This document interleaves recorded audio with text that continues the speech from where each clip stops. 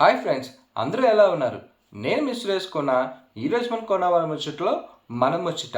మీరు కానీ house loan పెట్టి ఇల్లు కానీ ఫ్లాట్ కానీ కొద్దామనుకుంటున్నారా? అయితే మీకు తెలుసా, మన సెంట్రల్ గవర్నమెంట్ మీలాంటి వారి కోసం 2,67,000 రూపాయలు సబ్సిడీ ఇస్తుందని?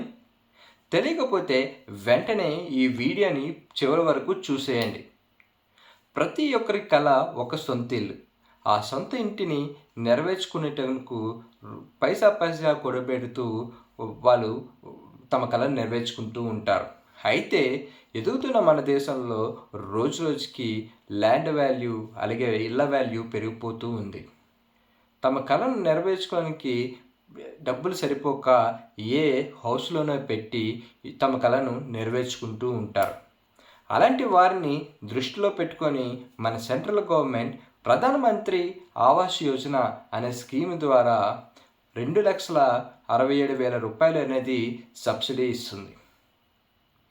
ఈ యొక్క స్కీమ్ యొక్క పూర్తి వివరాలు తెలుసుకునే ముందు ఇంకా ఎవరైనా నా ఛానల్ సబ్స్క్రైబ్ చేసుకోకపోతే వెంటనే నా ఛానల్ సబ్స్క్రైబ్ చేసుకొని నా వీడియోని లైక్ చేస్తూ షేర్ చేస్తూ మీ విలువైన ఫీడ్బ్యాక్ని కామెంట్ రూపంలో పెడతారని నా మనవి.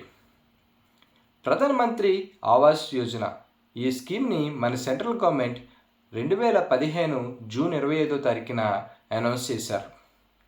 అనౌన్స్ చేసిన రోజు నుండి ఇప్పటి వరకు సుమారు 3 కోట్ల మందికి ఈ యొక్క సబ్సిడీని ఇవ్వడం జరిగింది.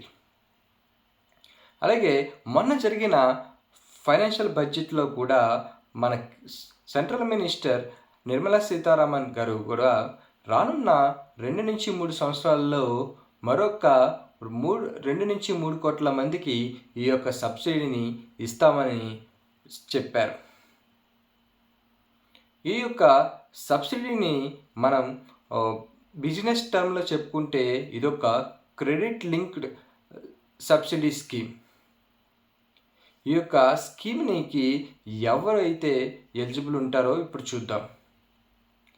ఎవరి కుటుంబ ఆదాయం 18 లక్షల కన్నా తక్కువ ఉంటుందో సంవత్సరానికి, అలాగే వారి కుటుంబంలో ఎవరి పేరు మీద కూడా ఎటువంటి ఇల్లు అనేది ఉండదో వారు ఈ యొక్క స్కీమ్కి అర్హులు. అయితే ఇప్పుడు నా పేరు మీద ఏ కమ్మలిల్లు లేక రేకులిల్లు ఉంటే కూడా వాళ్ళు కూడా అర్హులే. ఎవరి పేరు మీద అయితే డాబా ఇల్లు అనేది ఉండదో వాళ్ళందరూ కూడా దీనికి అర్హులు. ఈ స్కీమ్ యొక్క ముఖ్య ఉద్దేశం హౌస్ ఫర్ ఆల్, అంటే ప్రతి ఒక్కరికి ఒక ఇల్లు అనేది ఉండాలని మన సెంట్రల్ గవర్నమెంట్ ఉద్దేశం. దీన్ని మనం ఇప్పుడు ఎక్కడ అప్లై చేయాలో తెలుసుకుందాం. మీరు ఎప్పుడైతే ఈ యొక్క హౌస్ లోన్కి అప్లై చేస్తారో అప్పుడే ఆ బ్యాంకు వారిని నేను కేంద్ర మంత్రి ఆవాస్ యోజనకు కూడా అప్లై చేద్దాం అనుకుంటున్నానని చెప్తే వాడు ఆ యొక్క స్కీమ్ ఫామ్ కూడా మీకు ఇస్తారు. లేదా మీరు డైరెక్ట్గా ప్రధాన్ మంత్రి ఆవాస్ యోజన వెబ్సైట్లోకి వెళ్ళి అప్లై చేసుకోవచ్చు. లేదా మీ దగ్గరలో ఉన్న ఈ సేవకో లేక మీ సేవకో వెళ్ళి అక్కడ కూడా మీరు అప్లై చేసుకోవచ్చు. అయ్యో నాకు ఇది తెలియదే, నా లోను ఆల్రెడీ స్టార్ట్ అయిపోయింది, నేను ఆల్రెడీ హోమ్ లోన్ ద్వారా హౌస్ తీసుకొని ఈఎంఐ కడుతున్నానంటే వాళ్ళందరికీ ఈ స్కీమ్ అనేది వర్తించదు. ఎప్పుడైతే మన హౌస్ లోన్ తీసుకుంటామో అప్పుడే ఈ యొక్క స్కీమ్ అనేది వర్తిస్తుంది. ఇప్పుడు ఈ 2,67,000 ఎప్పుడు ఇస్తారు చూద్దాం. ఈ 2,67,000 అనేది మన అకౌంట్లో పడవు. మన హౌస్ లోన్ ఎప్పుడైతే కంప్లీట్ అయిపోతుందో అప్పుడు ఈ యొక్క 2,67,000 అనేది బ్యాంకు వాడికి డైరెక్ట్గా గవర్నమెంట్ పే చేస్తుంది. అంటే ఎగ్జాంపుల్, ఇప్పుడు మీరు ఇంకా కట్టవలసిన లోన్ అమౌంట్ ఒక 2,80,000 ఉందనుకోండి. అప్పుడు మన సెంట్రల్ గవర్నమెంట్ 2,67,000 డైరెక్ట్గా మన బ్యాంక్ వాడి అకౌంట్లో వేసేస్తుంది. అప్పుడు మనం రిమైనింగ్ 13,000 కడితే సరిపోతుంది.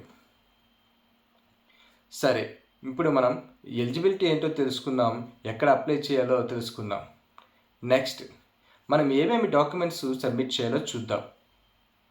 ఈ యొక్క స్కీమ్ కోసం మనం అప్లై చేసేటప్పుడు 3 రకాల డాక్యుమెంట్స్ని మనం సబ్మిట్ చేయాలి. 1 మన ఐడెంటిటీ ప్రూఫ్, 2 మన అడ్రస్ ప్రూఫ్, 3 మన ఇన్కమ్ ప్రూఫ్. ఈ 3 రకాల డాక్యుమెంట్స్ని మనం సబ్మిట్ చేయాల్సి ఉంటుంది.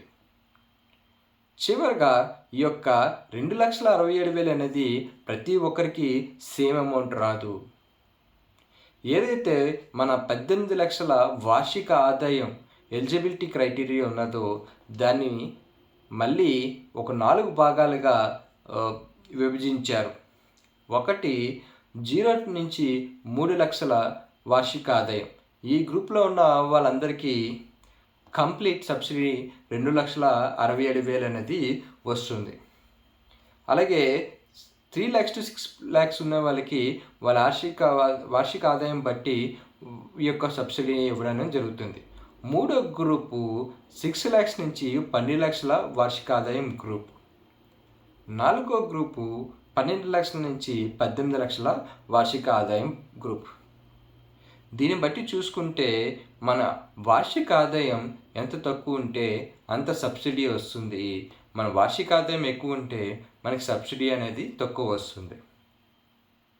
ఇదండి మీ ప్రధానమంత్రి ఆవాస్ యోజన స్కీమ్ గురించి నాకు తెలిసిన విషయాలు. ఇలాంటి మరెన్నో సరికొత్త విషయాలతో మళ్ళీ కలుద్దాం. అంతవరకు సెలవు. దిస్ ఇస్ సురేష్ కోనవారి ముచ్చట్లు. జై హింద్.